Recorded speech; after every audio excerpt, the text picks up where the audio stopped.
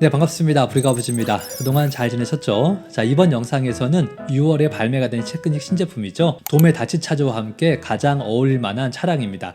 닛산의 스카이라인 GT-R입니다. 이 차량은 아주 특별한 차량인데요. 이미 고인이 된 포로코의 차량이기도 하고요. 이 차량의 테크닉적인 기믹을 봤을 때도 그동안 한 번도 드리프트에서 언급을 하지 않았는데 이 차량은 드리프트 기믹을 넣어준 차량입니다. 많은 분들이 이 차량에 대해서 디자인이 멋있다라는 생각을 하실 텐데요.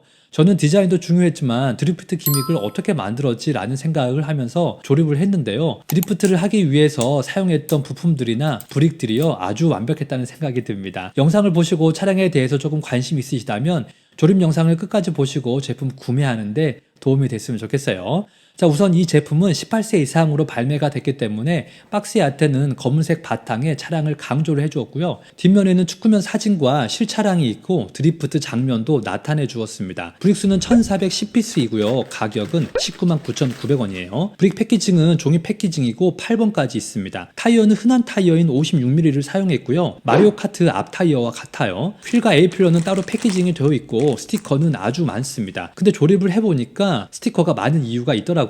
올 프린팅이면 이 가격은 40만원이 훌쩍 넘겠죠. 자, 이제 설명서를 보겠습니다. 첫 장은 영화 속의 차량 사진과 함께 영화의 장면을 레고로 재현했다는 내용이 있고요. 다음 장은 우리는 이 차를 잊지 못할 것이다 라는 제목과 함께 테크닉 차량의 의미를 설명을 해주고 있습니다. 그리고 다음 장은 테크닉 제품의 기믹에 대한 내용이 있는데 NOS 시스템과 드리프트도 강조를 해주었어요. 뒷면에는 브릭 품번들이 있습니다. 자, 이제 조립을 시작해 볼게요. 첫 번째 단계는 리어 어셈블리를 만들어 주는데요. 차동 기어를 장착할 하부 프레임을 먼저 만들어 줍니다. 입력 기어를 먼저 장착을 하고 차동 기어를 장착을 할게요. 좌우로 리프트함을 사용해서 바퀴 부분을 만들어 주는데 CV 조인트는 휠 허브 브릭에 장착을 할 겁니다. 휠 허브 브릭도 간단하게 연결을 하고 난 뒤에 위쪽 쇼급쇼버를 장착하고 브릭으로 마무리를 할게요. 드라이브 링은 온오프 할 수 있도록 엑셀 커넥터를 사용했는데 빨간색은 세 가지 동작을 할 때 사용을 하지만요. 흰색 커넥터가 기능적으로 맞는 것 같아요. 엑셀에 기어를 장착해서 입력 기어와 맞물리도록 합니다. 기어가 이탈되지 않도록 격벽도 만들어주고 장착을 하면 돼요. 이 모듈은 핸들 조향 모듈인데요. 뒤쪽으로 길게 빼주었습니다. 자, 이제 프레임 조립까지 마무리를 하고 난 뒤에 리어 범퍼 쪽 모듈도 만들어주는데요. 여기 비어있는 부분에 번호판 모듈도 붙이고 양쪽에 쇼급쇼버도 위쪽 프레임에 장착을 해서 마무리를 할게요. 쇼급쇼버도 작동이 잘 되고요. 드라이브 링도 작동이 잘 됩니다. 상부 쪽에 스위치와 레버를 달아주면 이렇게 간단하게 작동이 되게 만들었어요. 그리고 나서 뒤쪽에 드리프트 작동을 위한 모듈을 만드는데 양쪽에 빔으로 스위치와 하부 쪽 드리프트 모듈과 연결을 시켜줍니다. 이렇게 작동이 되겠죠. 이제 볼 커넥터에 볼을 넣어주고 양쪽으로 장착을 하면 드리프트 모듈은 완성이 됩니다. 바퀴가 없으니까 진짜 되는지 모르겠는데 이 부분은 바퀴를 장착해서 다시 테스트를 해보겠습니다. 두 번째 단계는 미들 섹션과 프론트 어셈블리를 만들어주는데요. 우선 빔으로 연장을 해주고 입력축인 크랭크 샤프트를 만들어주는데 이 모듈이 클러치 기어 세트예요. 내부에 슬립 기능이 있어서 평상시에는 이렇게 혼자서 돌고요. 스위치 연결이 되면 뒷바퀴를 같이 회전시켜줍니다. 자, 이제 앞쪽으로 엑스를 연장해주고 빔을 사용해서 중앙의 프레임 부분은 마무리를 할게요. 이 모듈은 HOG 모듈이고요. 좌우에 빔으로 연결을 해줍니다. 루프에 베이스 프레임을 장착을 시키고 롤 케이지를 표현한 브릭도 장착을 해줄게요. 사이드 플로어는 상당히 간단하고요. 양쪽으로 장착을 시켜줍니다. 보조석에 니트로 부스터를 표현한 가스통도 붙여주고 마지막으로 시트를 장착해주면 미들 섹션은 마무리가 돼요. 자, 이제 프론트 어셈블리의 하부 프레임에 차동 기어 모듈을 장착을 해주고요. 프론트 쪽은 짧은 스티어링 암 파츠를 이렇게 붙여줍니다. 리어 쪽도 같은 방법으로 휠 허브와 모듈을 결착해주면 돼요. 쇼급쇼버도 엑슬로 고정을 시켜주고 얇은 브릭으로 현가 장치 쪽도 마무리해주면 프론트 어셈블리는 완성이 돼요. 그리고 메인 프레임에 결착을 해주면 됩니다. 엔진은 직렬 6기통이라 크랭크 디스크를 엑슬에 끼워주고 격벽에 넣어주는데요. 빨간색 엑슬 커넥터가 프론트 조향 기어예요. 모듈을 대시보드 프레임에 장착을 하고 조향 기어와 연결되게 스티어링 기어도 장착을 해줍니다. 피스톤은 간소하게 표현이 되어 있고요. 렉 기어도 장착을 하고 나서 양쪽으로 링크를 걸어주면 조향도 마무리가 돼요. 자, 이렇게 해서 두 번째 단계까지는 끝났고요. 이제 바퀴를 장착해서 좀 더 자세하게 살펴볼게요. 서스펜션의 리바운드는 하드한 편이고요. 자, 엔진은 프론트에 연결이 되어서 상시로 작동이 됩니다. 저는 오히려 프레임만 있는 차량이 더 멋진 것 같아요. 아주 마음에 들더라고요. 드리프트를 하기 위해서 레버를 당기면 볼이 내려가면서 차량의 뒷바퀴가 올라오거든요. 이 상태에서 앞으로 살짝 전진하면서 옆으로 힘을 주면 자연스럽게 드리프트를 하게 돼요. 드리프트를 할 때는 앞바퀴 쪽과 뒷바퀴가 연결이 되어서 바퀴가 좀 더 뻑뻑하게 느껴지는데요. 처음에 조립했던 클러치 기어가 맞물리면서 뒷바퀴 쪽도 힘을 전달하기 때문에 앞바퀴가 더 뻑뻑하게 될 수밖에 없겠죠. 자, 세 번째 단계는 리어 패널을 만들어 주는데요. 우선 루프 패널을 만들어서 장착을 해주고 사이드 쪽도 로컬 패널과 경사 브릭으로 도어 하단을 만들어 줄게요. 휀더 모듈은 휀더 브릭에 쿼터 패널을 표현해 주기 위해서 브릭을 장착을 해주었고요. 상부의 C필러 모듈도 부착을 하는데 이렇게 날개처럼 솟아오른 모듈이 C필러입니다. 모듈은 뒷바퀴 상부 쪽에 장착을 해주고요. 엑슬로 모듈을 고정을 해줄게요. 쿼터 패널도 흔들리니까 아래쪽에서 고정을 해줍니다. 리어 사이드 모듈도 이렇게 부착을 해주면 돼요. 이 상태가 스티커를 붙이지 않는 상태인데 스티커를 붙이니까 확실히 느낌이 다르죠. 리어 범퍼도 아주 인상적인데 이렇게 빔을 장착하고 상부에 테일 램프를 부착해주면 됩니다. 이 모듈은 트렁크 상부 패널을 만드는데요. 시스템 브릭으로 뒤쪽을 마감을 해주고 커다랗게 리어 윙을 만들어서 여기 엑셀에 그대로 끼워주면 돼요. 완성된 모듈은 뒤쪽에 장착을 해주면 됩니다. 자, 마지막으로 휀더 상부 쪽에 스티커를 붙인 패널을 장착을 해주고 범퍼 쪽도 마무리를 해주면 세 번째 단계도 끝이 나요. 자, 마지막 네 번째 단계는 프론트 패널을 만들어 주는데요. 도어는 생각보다 아주 단순하게 조립이 됩니다. 상부 쪽에 곡선 패널을 사용하니까 깔끔해 보이긴 해요.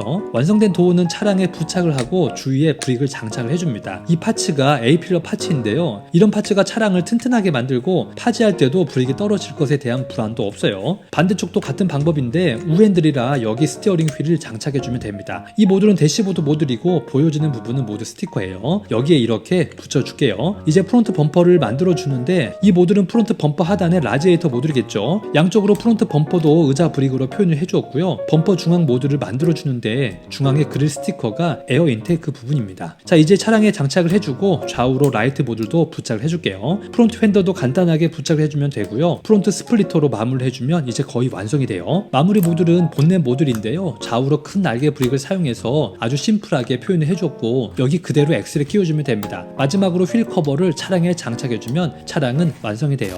자, 이렇게 해서 조립 영상을 함께 살펴봤는데요. 영상을 보시면서 이 차량 사야 되겠다 라는 생각을 하셨을 텐데 과연 이 차량이 정가에 사도 되는지 아니면 할인할 때 구매를 해야 되는지 제품의 특징을 보시고 결정해도 될 것 같아요. 우선 디자인은 실차량의 모습을 비슷하게 재현하려고 스티커와 프린팅 브릭으로 사이드 데칼을 잘 표현해 주었습니다. 물론 실차량에서 다양한 튜닝 회사들을 본넷의 데칼로 표현한 부분이 삭제가 되어서 아쉬움도 있었습니다. 이 부분만 따로 스티커가 있다면 좋았을 것 같아요. 중앙에 큼직한 스프라이트는 브릭으로 표현을 잘 해주었고요. 전체적인 차량의 각진 디자인은 상당히 만족스러웠습니다. 요즘 레고사는 테크닉 제품들의 가장 큰 단점인 틈새를 메꾸려는 모습들이 많이 보이는데요. 이 제품도 이렇게 날개 브릭을 덧대어서 휀더 패널을 마감해 주었어요. 프론트 범퍼도 의자 브릭을 사용해서 매끄럽게 표현해 주었는데 위쪽에도 작은 날개 브릭으로 공간을 메꿔 줬습니다. 라이트 커버는 원피스로 새롭게 만들어주면 좋았을 텐데요. 아쉽게도 커브 브릭 2개를 사용해서 표현을 해주었습니다. 이렇게 보면 층이 생기니까 어색하더라고요. 리어 범퍼의 테일 램프도 브릭이 튀어나와 있는데 레고 정도의 기술력이면 이 부분도 말끔하게 처리가 될 수 있었을 텐데요. 조금은 아쉽습니다. 물론 조립할 때는 쉬운 방법이었어요. 이제 기능적인 부분을 살펴보겠습니다. 저는 이런 사이즈의 테크닉 제품은 쉽게 파지를 할 수 있어야 된다고 생각을 하는데요. 가장 많이 파지하는 곳이 루프이거든요. 이렇게 들었을 때 A필러가 튼튼하게 고정이 되어서 아주 편리하게 파지를 할 수 있습니다. 비슷한 사이즈의 제품들은 약간 불안하긴 하지만 이 제품은 아주 튼튼해요. 리어 윙도 간단하게 작동이 되게 만들었고요. 서스펜션의 리바운드는 앞쪽은 좀 하드하고요. 뒤쪽은 말랑한 편이에요. 트렁크 오픈도 되고 HOG 핸들 손잡이를 빼서 여기에 넣어서 보관을 할 수도 있습니다. 본넷은 60도 정도 오픈을 해야 고정이 되고요. 그 아래의 각도부터는 중력을 이기지 못하네요. 오픈하는데 크게 문제는 없습니다. 엔진은 직렬 6기통인데 이 사이즈에서는 좀 더 큰 피스톤을 사용해도 좋을 것 같은데요. 더 작은 사이즈인 수프라와 같은 엔진을 표현했다는 게 아주 아쉽습니다. 자, 이제 하부를 볼게요. 하부를 보면 전륜의 입력축은 이쪽 브릭을 기준으로 바퀴가 회전하고 안쪽에 있는 기어 클러치까지 동력이 전달됩니다. 뒷바퀴도 단독으로 회전을 하게 만들었죠. 녹색 기어가 맞물려 있어서 클러치 기어까지 전달되는 방식인데 이때 드라이브 링을 녹색 기어로 옮기면 앞쪽 바퀴가 클러치로 연결이 되어서 동시에 작동이 되게 만듭니다. 그리고 녹색의 기어와 파란색의 기어비가 1.67대 1입니다. 그래서 앞바퀴를 3번 굴리면 뒷바퀴는 5바퀴가 회전을 할 수 있도록 만들어 주었어요. 이렇게 드리프트를 하면 뒷바퀴가 앞바퀴보다 빠르게 회전하는 이유가 바로 여기 기어들을 다르게 넣어줬기 때문입니다. 레고사는 이런 장면들까지 아주 디테일하게 만들어 주었어요. 자, 이 제품은 단독으로 그냥 두어도 멋있긴 한데요. 다치 차저와 함께 두었을 때 모습은 영화의 장면이 생각날 정도로 콜라보가 아주 좋습니다. 수프라 MK4와 두었을 때는 사이즈 차이가 많이 나죠. 개인적으로 저는 스체멧 사이즈와 함께 전시하는 게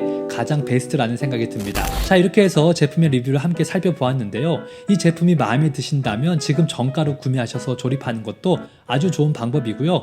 좀 더 기다리셨다가 할인할 때 구매하시면 더 좋겠죠. 자, 오늘의 영상은 여기까지고요. 저는 다음에 더 좋은 영상으로 찾아오겠습니다. 오늘 하루도 레고와 함께 즐거운 시간 보내시고요. 행복하세요.